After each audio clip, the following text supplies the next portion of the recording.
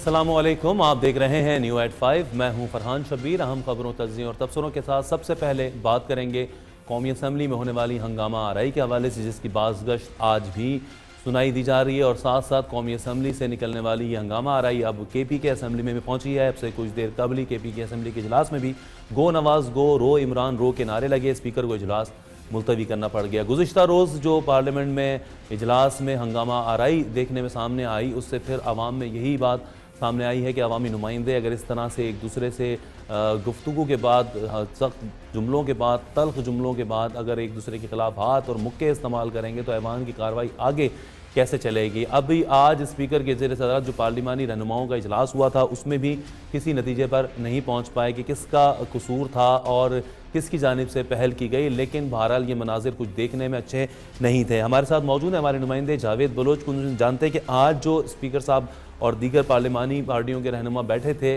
تعین نہیں ہو پایا کسی کی بھی ذمہ داری کا۔ جاوید، کیا بتائیں گے آپ، آج کی کیا صورتحال رہی؟ کوئی تعین نہیں ہو پایا کہ کس نے پہل کی، کس کی جانب سے پہلے غلط بات کی گئی؟ جی فرحان، جو کل ہنگامہ ہوا تھا قومی اسمبلی کے اجلاس میں، اس کی وجہ سے آج بھی جو قومی اسمبلی کا اجلاس تھا وہ آج نہ چل سکا۔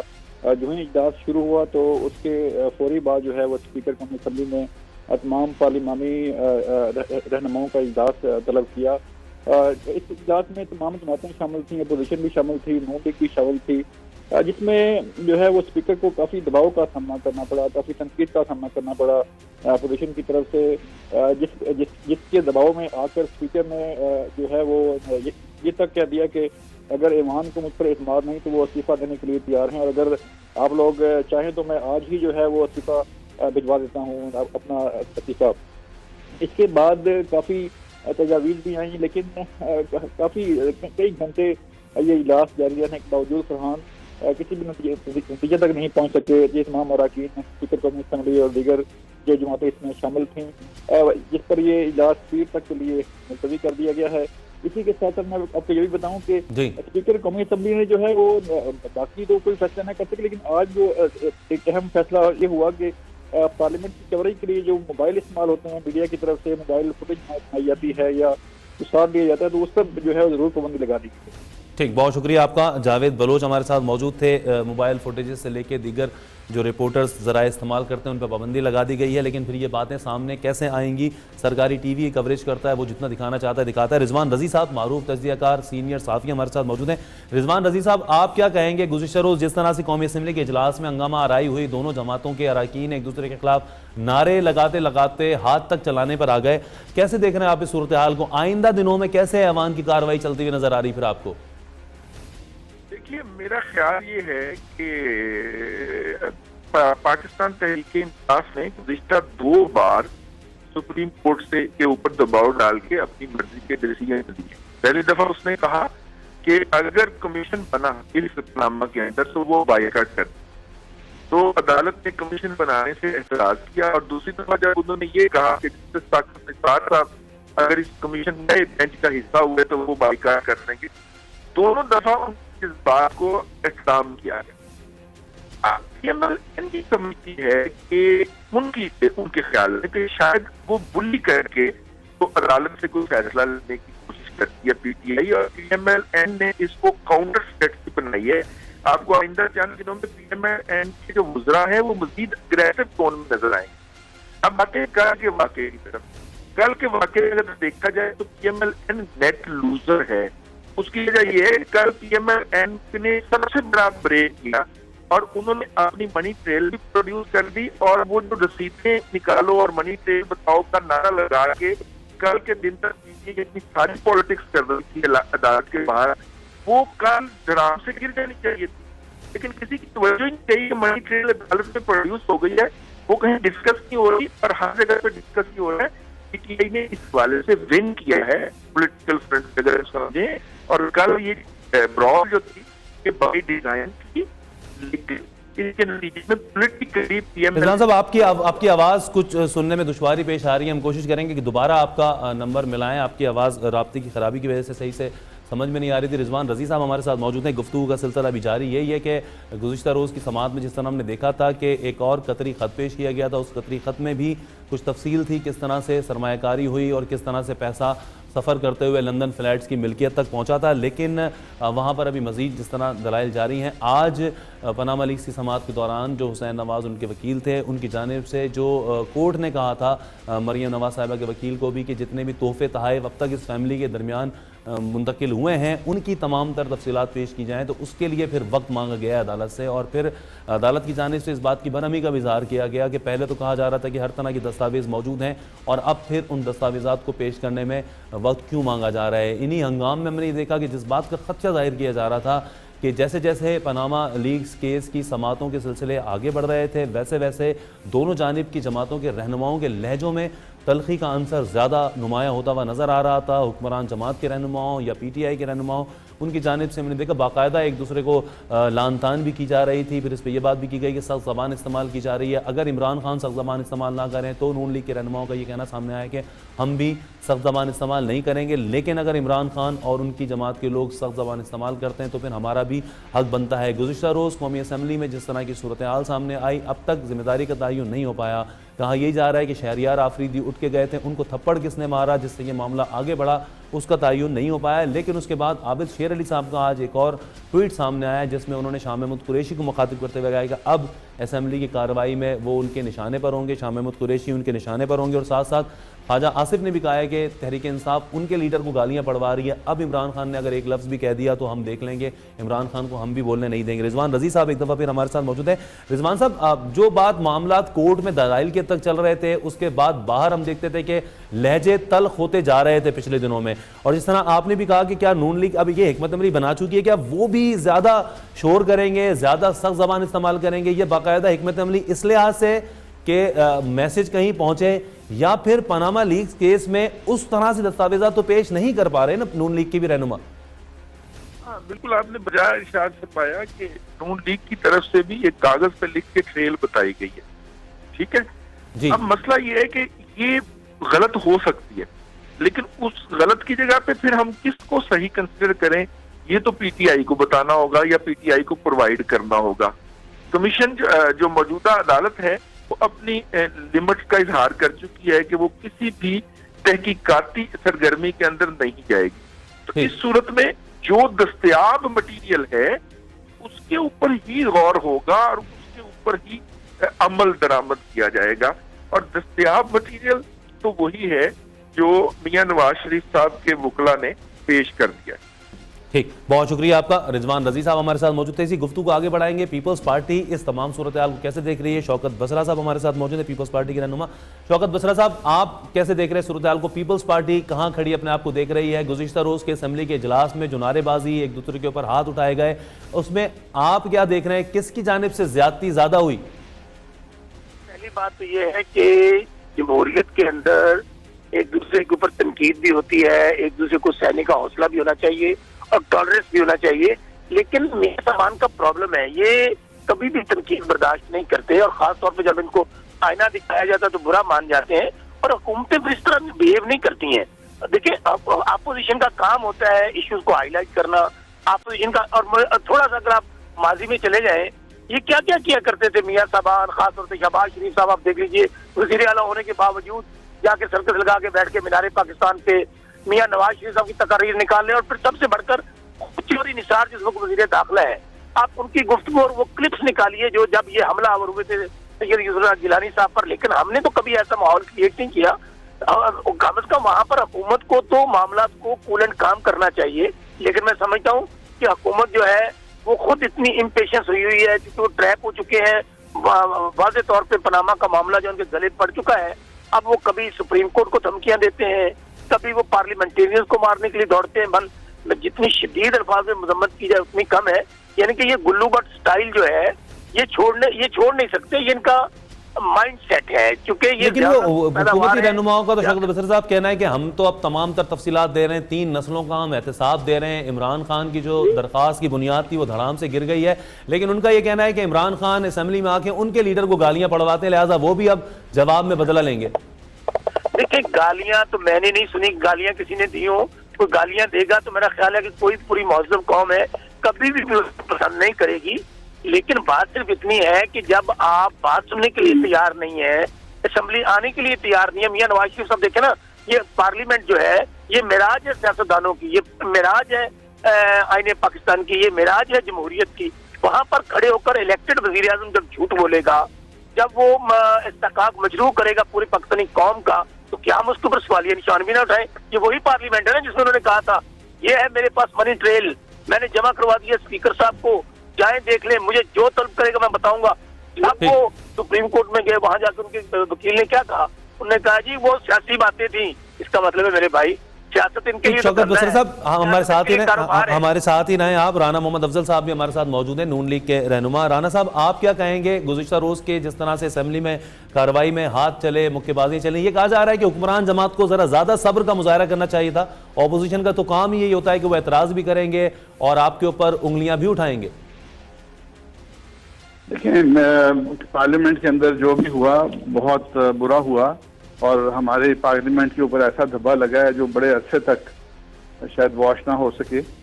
اور اس کے اندر اب یہ فرسٹریشنز ہیں اس کیس کی، جو پاناما لیکس کا کیس ہے اور جو ہائپ کریٹ ہوئی ہے میڈیا کے اندر. ایک کیس عدالت میں لڑا جا رہا ہے، ایک کیس میڈیا پہ لڑا جا رہا ہے، اور میڈیا میں بھی وہ سارے فیصلے ہو رہے ہیں جو ابھی ججز نے عدالت کے اندر نہیں کیے. تو یہ وہ ٹینشن ہے. اور کل جو سب سے افسوسناک بات ہے کہ اس کے اوپر پاناما کے اوپر تقاریر ہوئی، جو کہ ٹھیک ہے رائٹ تھا دونوں پارٹیز کا، لیکن ایک دوسرے کی سننے کا جو صبر ہونا چاہیے، جو ایک پارلیمنٹیرین کی کوالٹی ہوتی ہے، اس کا امتحان تھا. پہلے پیپلز پارٹی نے تقریر کی، پھر پی ٹی آئی نے تقریر کی، اور شاہ محمود صاحب جیسے ذمہ دار آدمی جو ایک پارٹی کے سربراہ ہیں، نمبر 2 پہ ہیں، انہوں نے نعرے لگوائے وزیر اعظم کے خلاف. ٹھیک. اور وہ نعرے باقاعدہ جیسے جلسے میں نعرے لگتے ہیں اس سٹائل میں لگائے کہ، اور ان کو کرپٹ کہا اور یہ کہا.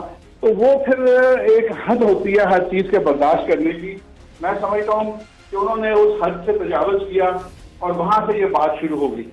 تو اب جو اصل بات میں کرنا چاہوں گا آپ کے ساتھ، جی مجھے لگتا ہے کہ پی ٹی آئی جو ہے وہ پارلیمنٹ میں یقین نہیں رکھتی، اور مجھے یقین ہے کہ یہ اپنا ٹینیور پورا نہیں کریں گے پارلیمنٹ میں. یہ ڈرامہ رچائیں گے، یہ ریزائن کریں گے اور پارلیمنٹ سے جائیں گے. اور یہی رانا صاحب کیونکہ وقت کم ہے، میں آپ سے یہ جاننا چاہوں گا کہ جس طرح اپوزیشن کی تمام جماعتوں نے ایک طریقے استحقاق جمع کرائی، ان کا مقصد یہ تھا کہ اس پہ وہ بات کرنا چاہتے تھے. آپ ان کا یہ کہنا ہے کہ اسپیکر ہمیشہ جانبداری کا مظاہرہ کرتے ہیں اور ان کو بات نہیں کرنے دی کہ اس دفعہ بھی. آپ کیا سمجھتے ہیں کہ بات کرنی دینی چاہیے تھی؟ کیا فرق پڑ جاتا اگر طریقے استحقاق کو بات کر لیتی اپوزیشن؟ تو جو ہے وہ اسی وقت قبول نہیں ہوتی. اسپیکر نے اس کو کہا کہ میں اس پہ رولنگ دوں گا، مجھے اس کو اسٹڈی کرنے دیں کہ واقعی ہاؤس کا استحقاق مجروح ہوا ہے، کس بات سے مجروح ہوا ہے. انہوں نے میٹنگ کرنی تھی، ان کو بلا کے ڈسکس کرنا تھا. صرف جمع کرا دینے سے، وہ بھی پہلا دن اجلاس کا پہلا دن اسی وقت جمع ہوئی، اسی وقت وہ مان جائیں. یہ کوئی ماشاء اللہ کورٹ تو نہیں ہے کہ انہوں نے کہہ دیا اور اس کے اوپر قبولیت جو ہے اسپیکر جو ہے اس نے کوئی جانبداری نہیں دکھائی. انہوں نے اس کو اسٹڈی کرنے کے لیے مہلت مانگی اور انہوں نے دے دی وہ مہلت. پھر انہوں نے بات کرنے کی بھی اجازت دے دی. اور وہ کیا کرتے؟ بہت شکریہ آپ کا. رانا افضل صاحب ہمارے ساتھ موجود تھے، شوکت بصری صاحب ہمارے ساتھ موجود تھے. دیکھنے میں یہ آ رہا ہے کہ عدم برداشت کے مظاہرے تھے جو کہ کل دیکھے ہم نے، اور اسمبلی کے حوالے سے کارروائی میں جس طرح کے مناظر آئے وہ یقیناً قوم کو بھی دیکھنے میں اچھے نہیں لگے. ایک بریک لیں گے، بریک کے بعد بات کریں گے کچھ بلوچستان کے حوالے سے خصوصی گفتگو ہوگی. بلوچستان حکومت کے ترجمان انوار اللہ کاکڑ صاحب ہمارے ساتھ موجود ہوں گے. بلوچستان کے مسائل، اس کے وسائل، بلوچستان کے حوالے سے پاکستان کے دیگر صوبوں میں جو ایک نظریہ ہے، ایک پرسیپشن ہے وہاں کے مسائل کے حوالے سے، اس پہ تفصیل سے بات کریں گے ایک بریک کے بعد.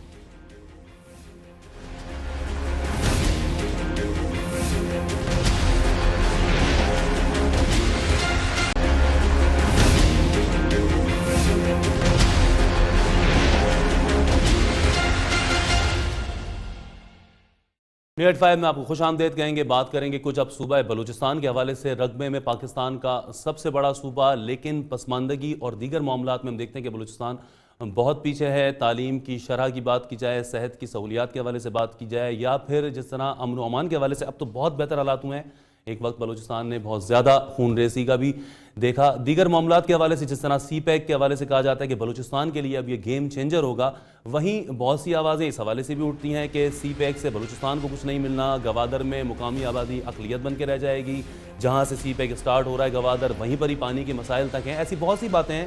بلوچستان کے وسائل کو دیکھا جائے اور بلوچستان کے مسائل کو دیکھا جائے تو بلوچستان کے علاوہ پاکستان کے دیگر شہروں میں ایک رائے عموماً سامنے آتی ہے کہ بلوچستان کے مسائل کے ذمہ دار بہت حد تک وہاں کے سردار ہیں.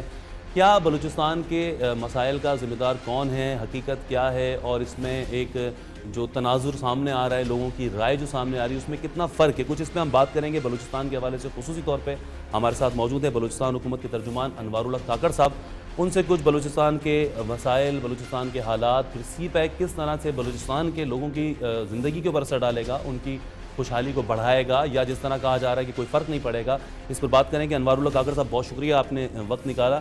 بلوچستان کے حوالے سے ہم بات کرتے ہیں, اکثر و بیشتر ہم دیکھتے ہیں کہ خود بلوچ لیڈر اگر بات کی جائے, بلوچ کانفرنس لیڈروں کی بات کی جائے, بڑی حد تک وہ پاکستان کے دیگر صوبوں کو, پھر بالخصوص پنجاب کو ذمہ دار ٹھہراتے ہیں کہ بلوچستان کے مسائل کے اوپر, وسائل کے اوپر بلوچستان کے پنجاب کو بہت زیادہ ایک طرح سے ہم دیکھتے ہیں اثر ہے یا کردار ہے, فنڈز نہیں ملتے. بلوچستان کے حوالے سے آپ کس طرح اس صورتحال کو بتائیں گے کہ مسائل, وسائل, کون اس کا ذمہ دار ہے, یا مشترکہ طور پر سب پر ہی ذمہ داری آتی ہے عرصے سے؟ دیکھیں جی, پولیٹیکل پوزیشننگ اور فلسفی کے حوالے سے وہاں پہ جیسے آپ نے تذکرہ کیا کہ بلوچ کمپرست سیاسی پارٹیاں موجود ہیں, وفاق پرست سیاسی پارٹیاں موجود ہیں, پشتون کمپرست سیاسی پارٹیاں موجود ہیں, مذہب پرست سیاسی پارٹیاں موجود ہیں, JUIF, PK MAP, National Party, BNP, Mengal, Muslim League, PTI, مختلف. لیکن بلوچستان کے عوام نے مینڈیٹ جو دیا ہے وہ سنگل لارجسٹ پارٹی کے طور پہ PMLN ہے. ٹھیک.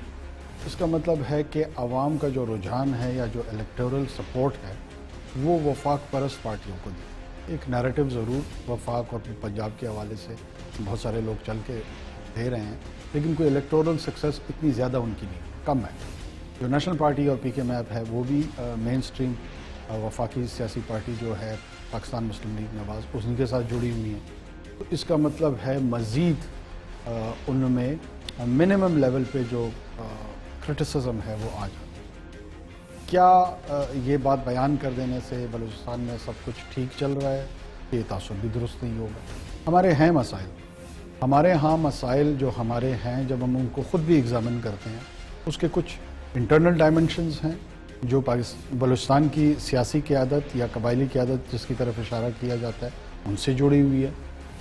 1973 کے بعد جب ہمارا صوبہ بنا ہے, چیف ایگزیکٹو تواتر کے ساتھ ہم بلوچستان کے لوگ رہے ہیں, بلوچ رہے ہیں.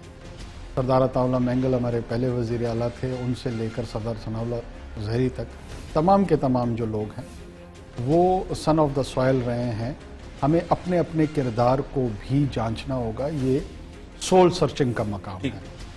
ساتھ میں وفاق کے کردار کو بھی ہم 70 سال جو ایک فیڈریٹنگ یونٹ کی طرف اس کا رویہ ہونا چاہیے, اس کو بھی منصفانہ انداز میں دیکھنے کی ضرورت ہے. کئی جگہوں پہ وفاق کی کمیاں آئی ہیں. کئی اکثر یہ بات کی جاتی ہے کہ بلوچستان کو جو پیسہ ملتا ہے, جو فنڈ ملتا ہے, NFC سے ملتا ہے, وہ آبادی کے لحاظ سے ملتا ہے, رقبے کے لحاظ سے ملنا چاہیے. بلوچستان کا بجٹ ہی اتنا ہوتا ہے جتنا پنجاب کے 2-3 شہروں کا بجٹ ہوتا ہے. دیکھیں, میں اس کا بڑا اسٹرانگ ایڈوکیٹ ہوں کہ پسماندگی اور لینڈ ماس, زمین جو ہے, اس کو جو ڈویزیبل پول ہے اس میں جو آج ایگریمنٹ ہوا ہے آخری NFC میں, جس میں اس کو کنسیڈر کیا جاتا ہے, لیکن وہ پروپورشن, وہ ریشو اب بھی کم ہے. جب آپ بلوچستان کی بات کر رہے ہوتے ہیں, بنیادی طور پہ آپ اپنی آدھی سرزمین کی بات کر رہے ہوتے ہیں پورے ملک کی. بالکل. اور اس آدھی سرزمین کا انفراسٹرکچر آپ کیسے اگنور کر سکتے ہیں اور اس کی ڈیولپمنٹ کو کیسے فوکس پہ نہیں رکھیں گے. ساتھ ساتھ یہ کہنے کہ میں یہ بھی کہتا ہوں کہ رسپانسبل گورنمنٹ جو ہے نا, اس کا تصور بھی بڑا لازمی ہے. یہ نہیں ہو سکتا کہ ہمیں ریسورسز ملتے رہیں اور ہم اس کو مس مینج کریں. تو پراپر مینجمنٹ آف ریسورسز بھی ایک کی ایریا ہے جس میں بلوچستان کے حصے میں, یا ہمیں ایز اے سیاسی قیادت جو صوبے کی ہے, ہمیں بھی فوکس کرنا پڑے گا اور اس پہ امپرومنٹ کے سائنس لانے ہوں گے. اگر ہم نہیں کریں گے تو عام آدمی تک ڈیلیوری نہیں ہوگی. اگر بات کی جائے, پیپلز پارٹی کے دور میں ایک آغاز حقوق بلوچستان پیکیج دیا گیا تھا, نون لیگ کی حکومت آئی, وفاق میں اور صوبے میں آپ کی ڈاکٹر مالک صاحب کے اشتراک کے ساتھ جو حکومت آئی اس کو بھی مکمل سپورٹ ہی رہی، لیکن ایک تاثر یہ بھی ابھر کے سامنے آتا رہا پچھلے دنوں میں کہ ڈاکٹر مالک گو کے ایک مڈل کلاس بندے تھے، لیکن وہ بھی بلوچستان کے عوام کے مسائل اس طرح حل نہیں کر پائے. انہی کی ناک کے نیچے مشتاق رئیسانی اور دیگر لوگ جو ہیں اتنی بڑی کرپشن کرتے رہے اور ان کو علم بھی نہیں ہو سکا. کرپشن کے حوالے سے ہی بلوچستان میں بہت زیادہ تاثر یہ ہے کہ بہت زیادہ کرپشن ہے، ہر محکمے بلوچستان کرپشن کی نظر ہو جاتی ہے. دیکھیں، اگر ہم یہ دعویٰ کریں کہ بلوچستان میں بالکل بھی کرپشن نہیں ہے تو میرے سننے والے مسکرائیں گے ضرور اگر ہنسیں گے. اور اگر میں یہ سنوں کہ پورے پاکستان میں چیزیں ٹھیک ہو گئی اور وہاں پہ کرپشن نہیں ہے تو میں مسکراؤں گا. صحیح. یہ ہمارے جو بھی گورننس کے ہمارے ایشوز ہیں اور جو ہماری ڈیلیوری سسٹمز ہیں، ہمارے بیوروکریٹک سسٹمز ہیں، ہمارے جو ریاست کا ایک ڈھانچہ ہے جو اس کو ڈیلیور کر رہا ہے، اس میں شدید کمیاں موجود ہیں. یہ پورا کا پورا ایک نظام ہے جس کے تحت یہ کرپشن ہوتی ہے. کیا ایک دو افراد کو ٹارگٹ کر کے اس میں ایک ایجنڈا سیٹ کر کے یہ کہنا کہ بلوچستان میں بہت زیادہ کرپشن ہے اور باقی پاکستان جو ہے نا وہ سیدنا عمر کے دور میں داخل ہو چکا ہے، تو یہ بلوچستان کے ساتھ اور پاکستان کے ساتھ زیادتی ہوگی؟ ایسا بھی نہیں. لیکن اب مجھے لگتا ہے کہ اس میں یہ وجہ ایک سمجھ میں آتی ہے کہ ہاں بلوچستان کی پسماندگی کی وجہ یہ ہے کہ وہاں پہ جو پیسہ آیا وہ بھی نہیں لگ پا رہا. ایک تو مل کم رہا ہے، جو مل رہا ہے اگر وہ بھی نہیں لگ پا رہا تو پھر تو اگر ہم بات کریں تو کیا 50% سے زیادہ ذمہ داری وہیں کے لوگوں پہ نہیں ہوگی کہ انہیں تو زیادہ ٹچی ہونا چاہیے تھا اپنے صوبے کی ترقی کے لیے؟ یہ بات درست ہے. میں نے آپ کو کہا کہ اس کا ایک انٹرنل ڈائمنشن ہے اور ایک اسکارسٹی آف ریسورسز ہے اور ایک مینجمنٹ آف ریسورسز. جو اسکارسٹی آف ریسورسز ہے وہ بھی ایک وجہ ہے اور جو مس مینجمنٹ آف ریسورسز ہے جس میں ظاہر ہے ہماری صوبائی قیادت اور صوبائی رول زیادہ اس کا رسپانسبل ہوتا ہے، وہ بھی ہے. میں اس سے انکار نہیں کر رہا ہوں. ان دونوں کو وقت کے ساتھ ساتھ بہتر کرنا ہوگا. بہتر کریں گے تو ڈیلیوری کی طرف جائیں گے. اگر یہ بہتر نہیں کریں گے تو we will fail our people, we will fail the people of Balochistan and we will fail the people of Pakistan. یہ بہت ہی سیریس چیلنج ہے اور میں سمجھتا ہوں کہ سنجیدگی سے ہماری حکومت بھی اس پہ غور کر رہی ہے. آپ دیکھیں اگر ہمارے ہاں ایک سکینڈل بنا ہے، آپ کو صوبائی حکومت کا مکمل تعاون ان اداروں کے ساتھ نظر آتا ہے اور کہیں پہ ہم نے اس کو ریزسٹ نہیں کیا. سسٹم کام کر رہا ہے اور سسٹم ان کو اکاؤنٹیبل بنانے کے لیے جو ریمیڈیز ہیں وہ لے رہی ہے. ہم نے یہ نہیں کیا کہ اس کو چھپا کے اس کو انڈر دا کارپٹ لانے کی کوشش کی ہے اور جس کا جو کردار تھا وہ اس کو فیس کر رہا ہے. ٹھیک. اچھا، تعلیم کے حوالے سے اگر بات کی جائے، بلوچستان میں تعلیم کی شرح 39% جو ایک اعداد و شمار سامنے آتے ہیں، پورے پاکستان میں سب سے کم تعلیم کی شرح بھی وہاں پر ہی ہے. 23 لاکھ کے قریب بچے جو ہیں وہ اسکولوں کا منہ ہی نہیں دیکھ پاتے ہیں. پھر کوئی اعداد و شمار اگر دیکھیں تو 12,500 کے قریب اسکول، جن میں سے 7,000 ایسے ہیں کہ وہ ایک ہی کمرے کے اوپر مشتمل ہیں، ٹیچرز نہیں ہیں. ڈاکٹر مالک صاحب نے ایک تعلیمی ایمرجنسی کا بھی اعلان کیا تھا اور نقل کے خاتمے کے حوالے سے انہوں نے CCTV کیمراز تک لگانے کی بات کی تھی. وہ کہاں تک معاملات پہنچے ہیں تعلیم کے حوالے سے؟ ان 3-4 سالوں میں بلوچستان گورنمنٹ نے کیا کیا ہے؟ کیا جو گھوسٹ ٹیچرز ہیں 5,000 کے قریب گھوسٹ ٹیچرز کہا جاتا ہے کہ موجود ہیں، ان میں سے کتنوں کی نشاندہی ہوئی؟ تعلیم کے حوالے سے کس حد تک صوبے کو آگے لے جانے کی تیاری؟ دیکھیں، میں نے آپ کو عرض کی کہ 2 اپروچز تھی ان کو درست کرنے. اس میں کوئی شک نہیں ہے، وہ جو سینس آف ایمرجنسی ڈاکٹر صاحب کے دور میں تھی ریگارڈنگ ایجوکیشن وہ اب بھی موجود ہے. ایک تو ریسورس کو بڑھانا تھا اور دوسرا پھر وہی ہے کہ اس کو پراپرلی مینج کرنا تھا. اب بڑھانے کا جو فگر ہے، ہم نے ایلوکیشن 26 ارب روپے کے قریب رکھی ہوئی ہے ایجوکیشن کی، جو ایک بہت بڑا چنک ہے ہمارے بجٹ کا. ٹھیک، وہ تو بڑھ چکا ہے. لیکن جو مینجمنٹ کے سائڈ کے ایشوز ہیں وہاں پہ ہمیں ابھی بھی چیلنجز ہیں، جس کی طرف آپ نے نشاندہی کی. گھوسٹ ٹیچرز کچھ لوگ 3,000 سے 6,000 تک کے فگر سامنے آتے ہیں. اس سلسلے میں ایک چیف منسٹر صاحب نے ابھی ڈائریکشنز دی ہیں کہ تمام ڈسٹرکٹس میں جو ضلعی انتظامیہ ہے وہ انشور کرے ٹرانسپیرنسی کے طریقے کو، اور جو گھوسٹ ٹیچرز ہیں ان کو ارتھ کرنا، ان کو ان ارتھ کرنا اور اس ان ارتھ کر کے فیڈرل پروونشل کیپٹل میں اس کو فال بیک کریں اور رپورٹ کریں پیرنٹ ڈپارٹمنٹ کو، تاکہ ظاہر ہے کہیں گھوسٹ ٹیچرز ڈھونڈتے ڈھونڈتے ہم کو اصلی ٹیچروں کے خلاف ہی کارروائی نہ کر بیٹھیں. ٹھیک. تو یہ بڑا ذرا ٹائم کنزیومنگ کام بھی ہے، چیلنجنگ کام بھی ہے. لیکن फोकस इस पे हो रहा है। اعلیٰ تعلیم کے حوالے سے بلوچستان گورنمنٹ کیا سوچتی ہے؟ اعلیٰ تعلیم میڈیکل کا ایک ہی کالج پورے بلوچستان میں موجود ہے، کیا اور کسی کی ضرورت نہیں دوسرے کالج کی، دوسرے جو علاقے ہیں تاکہ وہاں سے قریب لوگوں کے لیے بھی کوئی سہولت ہو اس طرح کی؟ ایک ہی بولان میڈیکل کمپلیکس ہے، اسی کے اوپر سارا بوجھ ہے، تو دیگر جو علاقوں کے اسٹوڈنٹس ہیں یقیناً اتنے وسائل ہر کسی کے نہیں ہوں گے کہ کوئٹہ آئے اور پڑھائی کا سلسلہ جاری رکھے۔ دیکھیں جی، I am so delighted you raised it. ہم نے لاسٹ کیبنٹ میں اپروول دی ہے میڈیکل کالج تربت، حزدار اور حزدار میں لولائی۔ مینگل صاحب نے زمین بھی دی ہے اور اس پہ کام کہاں نہیں، تک؟ ہم نے سرکاری زمین ہے، کسی جی، اچھا۔ اور صاحب نے ہمیں نہیں دی ہے، لیکن 3 میڈیکل کالجز جو کہ میں یہاں پہ اناؤنس کر رہا ہوں کہ انشاءاللہ اس مارچ میں ان کا فرسٹ ایئر جو ہے وہ ریکروٹ ہوگا۔ پی ایم ڈی سی سے اس کی اپروول بھی آ گئی ہے، ہم نے ان کے تینوں پرنسپلز بھی اپوائنٹ کر دیے ہیں، نوٹیفائی ہوئے ہیں، یہ میں بڑی ذمہ داری کے ساتھ یہ بات کر رہا ہوں، اور یہ تینوں میڈیکل کالجز اس مارچ سے انشاءاللہ شروع ہوں گے، جو کہ بہت ایک احسن قدم ہے اور اچھا قدم ہے on the part of the government of Balochistan. ساتھ میں تربت میں یونیورسٹی اسٹیبلش ہو چکی ہے، لورلائی میں ایک یونیورسٹی اسٹیبلش ہو چکی ہے، لسبیلا میں ایک یونیورسٹی اسٹیبلش ہو چکی ہے۔ تو ہم ہائر ایجوکیشن کو ہاریزنٹل پیراڈائم پہ جو رورل ایریا ہے ہمارا اس کی طرف لے کے جانا چاہ رہے ہیں، اور اس پہ رکیں گے نہیں۔ ایچ ای سی کے ساتھ مل کے ہم مزید جو فنڈنگز کے ہمارے ایشوز ہیں ڈفرینٹ یونیورسٹیز کے ریگارڈنگ ریسرچ۔ خان بہادر یونیورسٹی کی میں خبر پڑھ رہا تھا کہ کیمسٹری کی لیب میں کیمیکل نہیں ہے، اتنے جو ایم فل کے اسکالرز طلبہ ہیں وہ اپنے تجربات ہی نہیں مکمل کر پائے۔ یہی میں عرض کر رہا ہوں کہ ایچ ای سی کے، کیونکہ ہمارے یہاں ابھی تک صوبائی ہائر ایجوکیشن کمیشن اتھارٹی نہیں بنی، ایچ ای سی کے ساتھ مل کے ہم کے جو فنڈنگ کے ایشوز ہیں اس پہ کام بھی کر رہے ہیں، کمیونیکیٹ بھی کر رہے ہیں، اور امید ہے کہ جہاں جہاں ڈیفیشنسیز ہیں اس کو ہم بہتر کر پائیں گے۔ ٹھیک، اچھا اب چلیں صحت اور تعلیم کے حوالے سے بات کی ہم نے، کچھ امن و امان کی صورتحال، امن و امان کے تو حالات بہت بہتر ہوتے ہوئے نظر آ رہے ہیں۔ اب کوئٹہ سفر کرنے والوں کا کراچی سے یہ تاثر ہے کہ بہت حد تک سیف ہو گیا وہ سفر، مزید کتنا صوبے نے کام کرنا باقی ہے؟ کیونکہ ابھی جس طرح ایف سی وہاں پہ ذمہ داریاں سنبھالی ہوئی ہے، ٹھیک ہے، وہ بھی بہت سے کاموں میں آگے بڑھ چلے، آپ اپنی پولیس کو اور جو لیویز بہت سے علاقوں میں ہیں، لیویز کا سلسلہ ختم کیوں نہیں کیا جاتا؟ اے اور بی کی کیٹیگری کب تک رہے گی بلوچستان میں؟ دیکھیں، پورے صوبے میں ایک پولیس نہیں ہے اور وہ پولیس پھر امن و امان کی ذمہ داریاں سنبھالے؟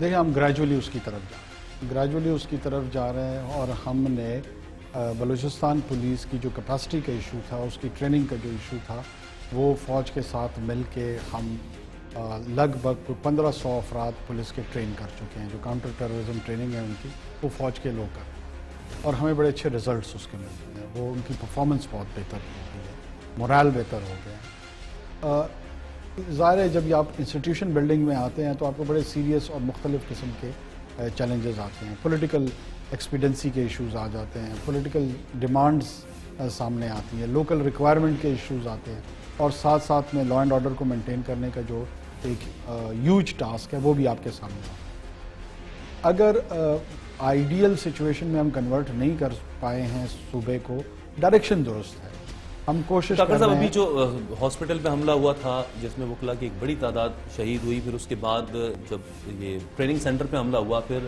جسٹس قاضی فائز عیسیٰ کی جو رپورٹ ہے اس نے بہت ہی جو ہے وہ خامیوں کی نشاندہی کی ہے، ان خامیوں پر کس حد تک اب قابو پایا گیا ہے؟ اس وقت یہ بات کہی گئی کہ اس ٹریننگ سینٹر کی باؤنڈری وال ہی نہیں تھی، جس کی طرف خود آئی جی بلوچستان نے اشارہ کیا تھا، کہا تھا کہ یہ بنوایا جائے، وزیر اعلیٰ نے اس کے لیے کہا، پھر بھی وہ دیوار نہیں بنی، اب کیا بن گئی ہے؟ اب سیکیورٹی کی کس حد تک آپ نے کم از کم عوامی مقامات کے اوپر مناسب انتظامات کس حد تک کیے ہیں بلوچستان گورنمنٹ نے؟ دیکھیں، یہ جو سیکیورٹی کا پیراڈائم ہے نا، اور کون کون سی جگہ کو ہارڈ کور سیکیورٹی پرووائڈ کرنی ہے پورے ملک میں یا پورے صوبے میں، یہ بڑا ٹرکی کوسچن ہے، کیونکہ عام کوئٹہ کے عوام میں، میں آپ کی بات کاٹ رہا ہوں، یہ نقطہ نظر ہے کہ سارے اہم دفاتر تو کینٹ میں ہیں، تو باہر پھر کینٹ کے علاوہ سیکیورٹی کسی کو کوئی پرواہ نہیں ہے کوئٹہ شہر میں بھی۔ دیکھیں، کینٹ سے باہر بھی آئی جی ایف سی کا گھر اور دفتر ہے، یہ کینٹ سے باہر ہے، لیکن اس کی بھی پروٹیکشن ہوئی ہوئی ہے، آئی جی پولیس کا بھی وہیں پر ہے، اس کی بھی پروٹیکشن ہوئی ہوئی ہے، ہمارا سیکریٹریٹ ہے۔ میں عرض کر رہا ہوں، دیکھیں، گورنمنٹ سمبلز کی ہونی چاہیے، ٹھیک، اس میں میں قطعاً ڈیفینسو نہیں ہوں گا۔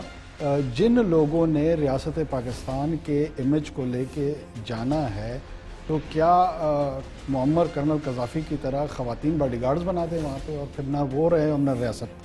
تو ریاست کے جو سمبلز ہیں ان کی پروٹیکشن بالکل اولین ہونی چاہیے، تاکہ جو مورال ہے، جن لوگوں نے فیس پہ آنا ہے، وہ کہیں ڈی مورلائزیشن کی طرف نہ چلے جائے۔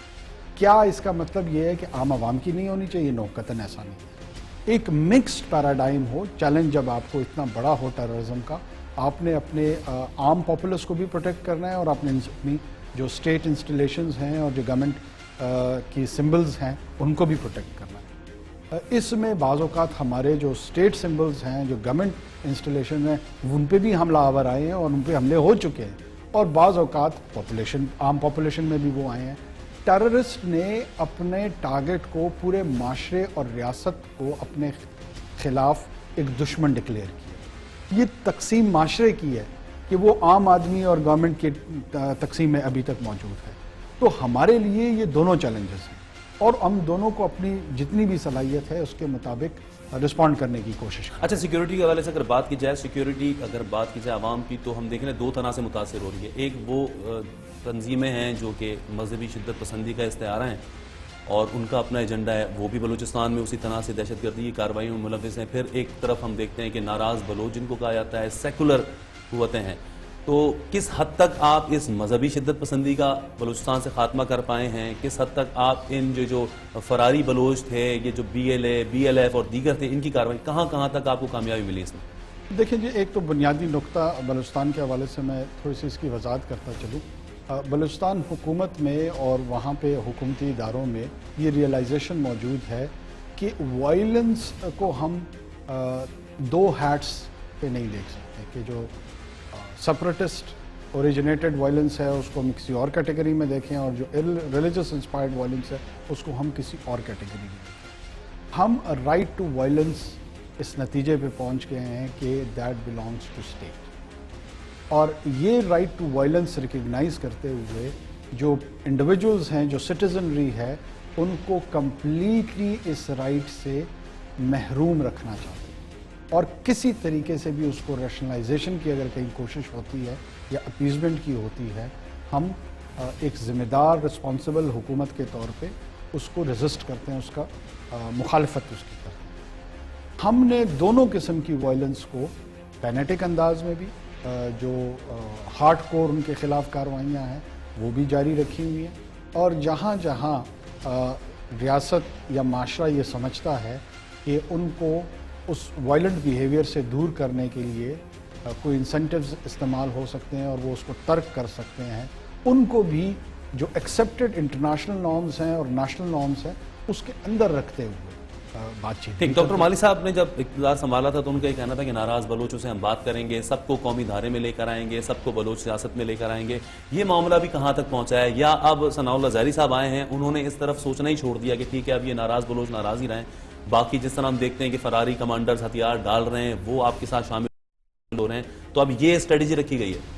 نہیں، ہم دونوں کی اسٹریٹجی یکساں ہیں، شاید باقی پاکستان اس کو اپنے اپنے انداز میں انٹرپریٹیشن اس کی کر رہا ہے۔ ہمارے ہاں ناراض بلوچ اسی کو ہم سمجھتے ہیں، اس عام بلوچ کو سمجھتے ہیں جس نے چپل پہن کر پہاڑ پر بندوق لی ہوئی ہے اور وہ ریاست کے خلاف نبرد ہے، معاشرے کے خلاف نبرد ہے، اس کو ریاست نے ایک موقع دیا۔ ٹارگٹ حکومت کا اور ریاست کا وہ عام آدمی ہے، وہ عام بلوچ ہے۔ یہ پیغام ہم بار بار دینا چاہتے ہیں، اور 800 کے قریب لوگ جو پلٹ کر آئے ہیں، تو یہ انہی ناراض بلوچوں سے ہم نے مذاکرات کیے۔ یہ جو مذاکرہ ہے یہ اس عام بلوچ کے ساتھ ہے۔ اگر کوئی یہ سمجھ رہا ہے کہ خواص بلوچ ہی ناراض بلوچ ہے تو سمجھتا رہے۔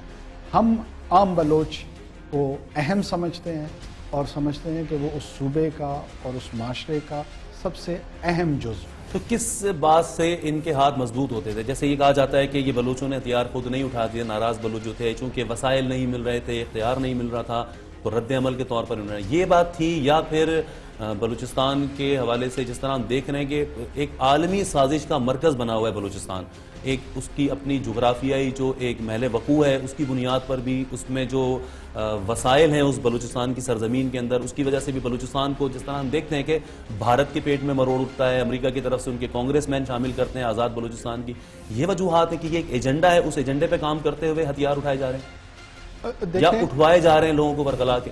دیکھیں، ہمارے ہاں جو ڈپرائیویشن والا آرگیومنٹ ہے وہ شاید باقی ماندہ رورل پاکستان میں بھی موجود ہو، صدرن پنجاب میں بھی ہو، انٹیریئر سندھ میں بھی ہو، گلگت بلتستان میں بھی ہو اور مختلف ایریاز میں ہو، لیکن وہاں پر لوگوں نے نسلی اور زبان کی بنیاد پر لوگوں کو قتل و غارت گری نہیں شروع کی۔ تو ظاہر ہے اگر میں چھپانے کی کوشش کروں گا بھی تو اتنی بڑی حقیقت ہے کہ اس کو چھپایا نہیں جا رہا۔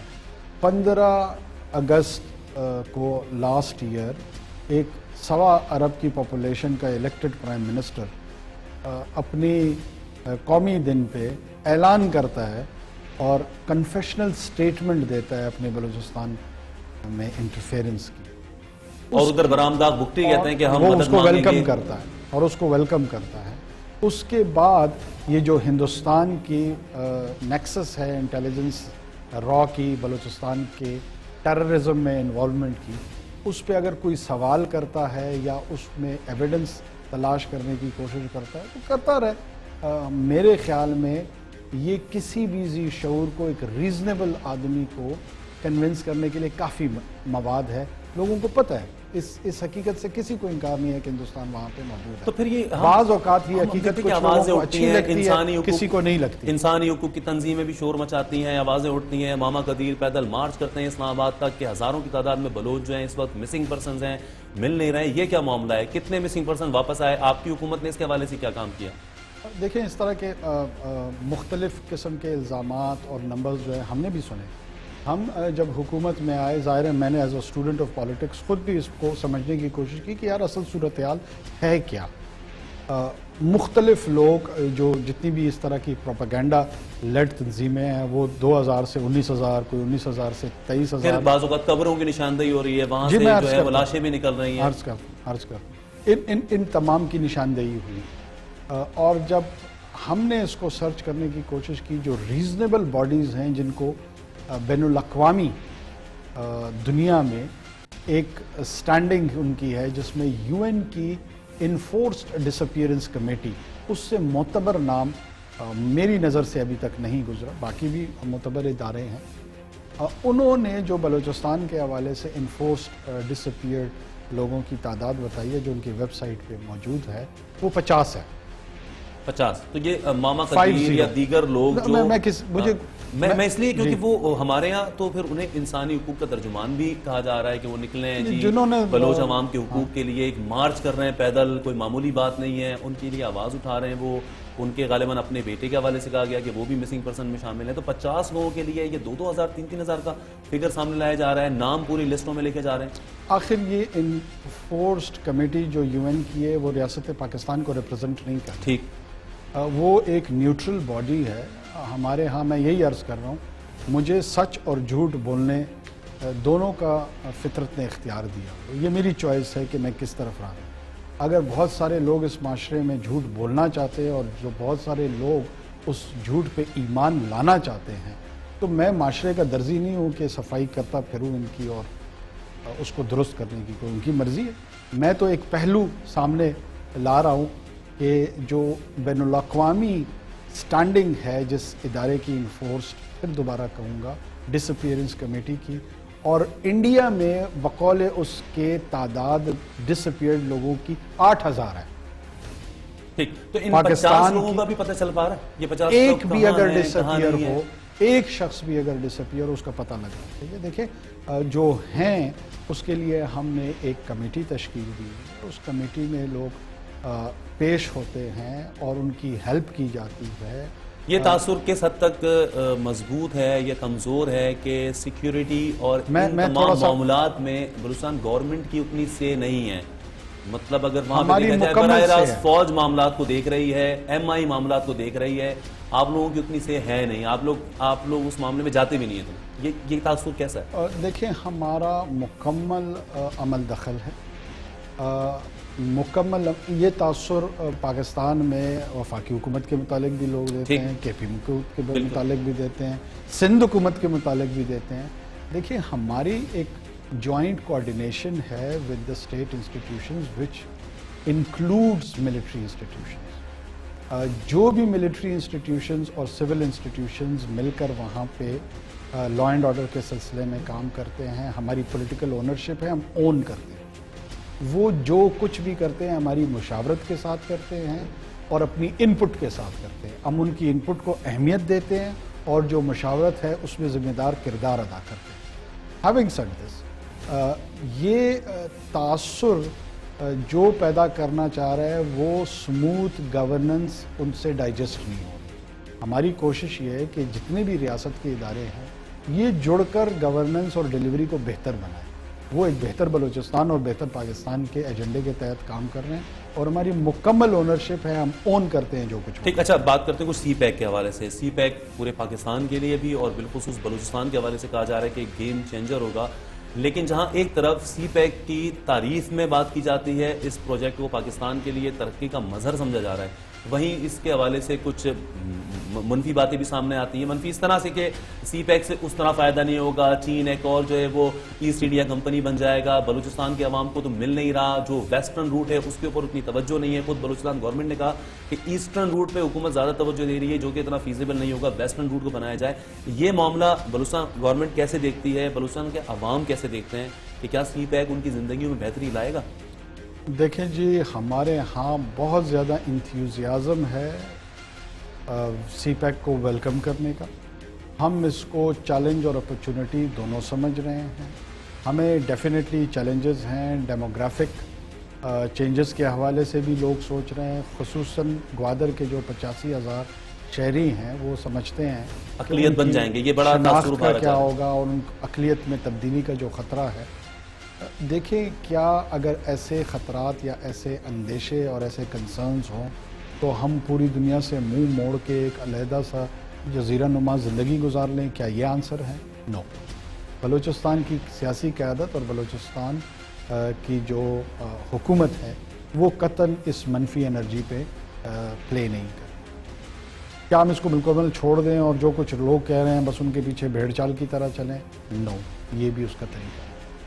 ہم نے ریسنٹلی لاسٹ کیبنٹ میں ڈیسیجن ہوا ہے کہ چیف منسٹر کی سربراہی میں ایک کمیٹی بنے گی جس میں تمام پارلیمنٹری ہیڈز، اپوزیشن کے لیڈر، اور چیف منسٹر نے خود یہ تجویز بھی دی کہ جو ایکسپرٹیز رکھتے ہیں اس میں اکیڈیمیا ہو سکتا ہے، سول سوسائٹی ہو سکتے ہیں، میڈیا کے لوگ ہو سکتے ہیں، تاکہ براڈ بیس سوسائٹی کی ریپرزنٹیشن آئے اور وہ لیجسلیشن پہ ریکمنڈیشنز دیں کہ پورٹ اتھارٹیز دنیا میں کیسے چلتی ہیں، ان کے ریونیو جنریشن کے معاملات کیا ہوتے ہیں، اس میں مقامی حکومتوں کا کتنا حصہ ہوتا ہے، صوبائی حکومتوں کے کیا کردار ہوتا ہے، وفاقی حکومتوں کا کیا ہوتا ہے، اور شناخت کے حوالے سے بھی جو لیجسلیشن صوبے کی سطح پہ کرنی ہے جلد از جلد اس کی بھی تیاری کی جائے، اور جہاں وفاق کی مدد کی ضرورت ہو کانسٹیٹیوشنل امینڈمنٹ کی حد تک، تو ہمیں یہ بتایا گیا چیف منسٹر صاحب کی طرف سے کہ پرائم منسٹر نے ان کو مکمل تعاون اور کانفیڈنس دیا ہوا ہے کہ جس حد پہ آپ جانا چاہتے ہیں وفاق تمام پولیٹیکل پارٹیز کے ساتھ ڈائلاگ کر کے کنونس کرے گا اور اپنا کردار ادا کرے گا. اگر کہیں کانسٹیٹیوشنل امینڈمنٹ کی ضرورت پڑی تو وہ بھی کرے گا. گورنمنٹ مطمئن ہے، لیکن آپ ہی کے جو چیف منسٹر کے مشیر ہیں کیسر بنگالی صاحب، انہوں نے سی پیک کے حوالے سے ایک سیمینار میں پچھلے دنوں کچھ سوالات اٹھائے جس میں یہی سوال تھا گوادر کے حوالے سے بتایا جائے وہاں کی مقامی آبادی اقلیت میں تو بدل نہیں جائے گی، ٹرانسپیرنسی اس لحاظ سے نہیں ہے، معاملات کو واضح طور پہ سامنے نہیں لایا جا رہا. تو آپ ہی کی حکومت کے مشیر جو ہیں وہ اس کے اوپر ریزرویشن کا اظہار کر رہے ہیں. آپ خاصے مطمئن ہیں سی پیک کے حوالے سے؟ دیکھیں، ہمارے جی بندل صاحب کی وہ سابقہ وہ تھے ڈاکٹر عبدالمالک صاحب کے ساتھ، لیکن ان کی ایک بحیثیت فرد بھی ایک رائے ہے اور وہ رائے درست بھی ہو سکتی ہے اور وہ رائے غلط بھی ہو سکتی ہے. وہ کوئی حتمی رائے نہیں ہے، میری رائے بھی حتمی نہیں. ہم یہ کہہ رہے ہیں کہ ہم ذمہ دار حکومت کے طور پر ابھی جے سی سی کے جو لاسٹ سیشن ہوا، 6 سیشن ہوا، اس میں ہم 12 پروجیکٹس چیف منسٹر صاحب صوبے بلوچستان کے لیے لے کے آئے، جس میں کوئٹہ کا ماس ٹرانزٹ کا پروجیکٹ ہے، پٹ فیڈر سے ٹرانسپورٹیشن آف واٹر ہے جو بہت $500 ملین کا پروجیکٹ ہے، گوادر کا ایئرپورٹ ہے، ایسٹ بے ایکسپریس وے ہے، اور اس طرح نوکنڈی سے گوادر تک کی روڈ ہے، اور بہت سارے اس میں پروجیکٹس ہمارے موجود ہیں. تو ظاہر ہیں ہم ڈے ٹو ڈے جو ٹینجبل امپروومنٹ آ رہی ہے اور سی پیک میں انویسٹمنٹ کی انوالومنٹ بلوچستان کے حوالے سے آ رہی ہے، تو ہم اس کو پازیٹیو انرجی کے طور پر صرف سی پیک کے اوپر ہی انحصار رہے گا، یا جیسے بلوچستان خود بھی اپنے وسائل کے اندر مالا مال ہے، ان وسائل سے کتنا فائدہ؟ ایک بڑا ساحل بلوچستان کے ساتھ موجود ہے، فشریز کے اندر بے پناہ پوٹینشیل بلوچستان میں موجود ہے. شپ بریکنگ یارڈ انڈسٹری ہماری کوئی دوسرے یا تیسرے نمبر پہ دنیا میں موجود ہے, لیکن ابھی پچھلے دنوں حادثات جس طرح سے وہاں پہ ہوئے ہیں اس سے آپ کو نہیں لگتا کہ حکومت کی وہاں پہ نااہلی یا غفلت سامنے آئی ہے, مزدوروں کی جو ان کی سیفٹی ہے اس پہ کوئی خیال نہیں کیا گیا؟ پھر جب یہ واقعات ہوئے تو اب جلد بازی میں وہاں پہ 6 جہاز جو کھڑے ہوئے تھے ان کا NOC منسوخ کر دیا گیا, تو وہ انڈسٹری تباہ کرنے کے مترادف نہیں؟ دیکھیں, یہ آپ نے درست اور پرٹیننٹ سوال اٹھائے ہیں, اور ایک انکوائری میرے خیال میں پرائم منسٹر ہاؤس کے جانب سے کنڈکٹ ہوئی ہے, جو کہ پورٹ اینڈ شپنگ منسٹری اس کو لیڈ کر رہی ہے, اور ایک صوبائی حکومت کی جانب سے ہو رہی ہے جو چیف منسٹر صاحب لیڈ کر رہے ہیں. میں نے آپ کو کہا کہ گورننس کے تمام معاملات اگر ٹھیک ہوتے تو آج ہم بھی ویسٹرن لبرل ڈیموکریسی کے طور پہ ابھر کے سامنے آ رہے ہوتے. چیزیں شاید اتنی درست نہیں ہیں جتنی ہونی چاہیے. ٹھیک, انوار صاحب بہت شکریہ, آپ کا وقت چونکہ کم ہے, امید یہی کرتے ہیں جس طرح آپ کہہ رہے ہیں معاملات کو بہتر انداز میں آگے بڑھانے کی کوششیں کی جا رہی ہیں یقیناً, اور پچھلے ماضی کے حوالے سے اگر دیکھا جائے تو ہمیں بلوچستان کے حالات میں خاص طور پہ امن و امان کے حوالے سے بہت بہتری نظر آتی ہے. اس کے ساتھ ہی نیو ایٹ 5 کا وقت بھی اپنے اختتام کو پہنچتا ہے. مجھے اجازت دیجیے, کل آپ سے ملاقات ہوگی, تب تک کے لیے خدا حافظ.